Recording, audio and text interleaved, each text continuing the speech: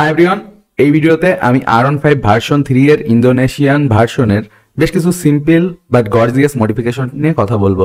আর যে মডিফিকেশনগুলো আপনারাও চাইলে করাতে পারেন। ইনফ্যাক্ট এই মডিফিকেশনগুলো দেখে আমার যথেষ্ট ভালো লাগিছে, এজন্য আপনাদের সাথে এই ভিডিওটা শেয়ার করতেছি। তো আমি আপনাদের কাছে মোটামুটি 5-6টার মতো সিম্পল মডিফিকেশন নিয়ে এই ভিডিওতে কথা বলবো। আর আপনারা এগুলো দেখবেন এবং পরবর্তীতে ওইগুলো আপনারা কিভাবে করতে পারেন সেগুলো সম্পর্কে আমি আপনাদের জানাবো।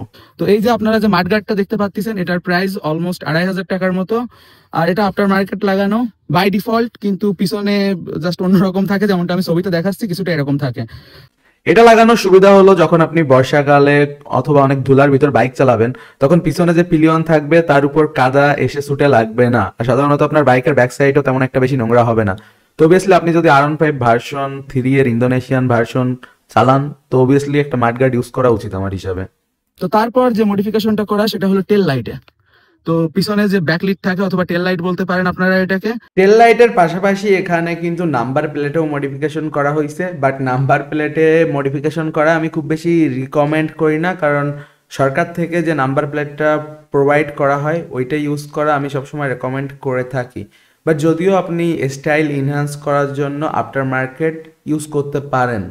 এটায় মডিফিকেশন দেখতে পাচ্ছেন, আর স্টকে কেমন থাকে আমি ইমেজ আপনাদের দেখাই দিচ্ছি।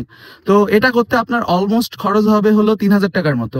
এই ব্যাকলাইটটার একটা বিশেষত্ব আছে, এটা রেইনবো স্টাইলে কালার ফেডিং হয়। আর তাছাড়া দেখতে পাচ্ছেন একদম মাঝে যে হানিকম স্টাইলটা, এটা অনেক জোস।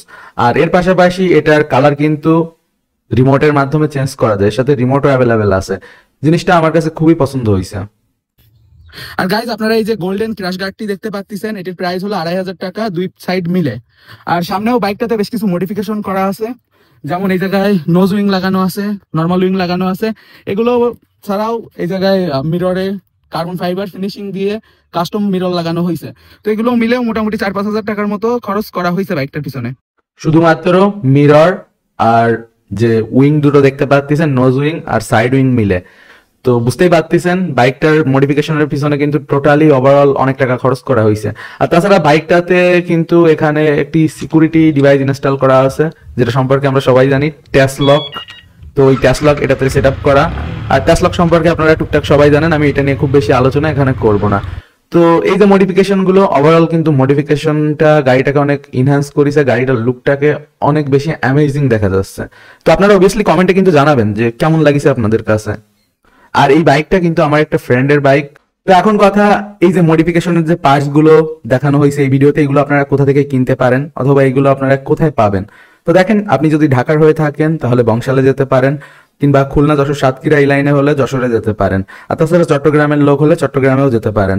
চট্টগ্রামে যে বাইক মার্কেট আছে ওই জায়গায় কিন্তু অলমোস্ট এই সবকিছুই পেয়ে যাবেন। আর এর ভেতর থেকে যে জিনিসগুলো ধরেন আপনি পাবেন না, তার ভেতর ট্যাসলক আছে, ট্যাসলক আপনি অনলাইন থেকে অর্ডার করতে পারতেছেন। আর তাছাড়া R15 ভার্সন 3 ইন্দোনেশিয়ানের ফেসবুক অফিসিয়াল গ্রুপ আছে। তো ওই গ্রুপে গেলে বিভিন্ন সেলাররা থাকে যারা বিভিন্ন মডিফিকেশনের পার্টস বিক্রি করে, তো তাদের থ্রু কিন্তু আপনি এগুলো কিনতে পারেন। এই সবগুলো জিনিস আপনি এক জায়গায় পাবেন না, আপনাকে ডিফারেন্টলি বিভিন্ন প্লেস থেকে ওইগুলোকে ফাইন্ড আউট করে কিনতে হবে।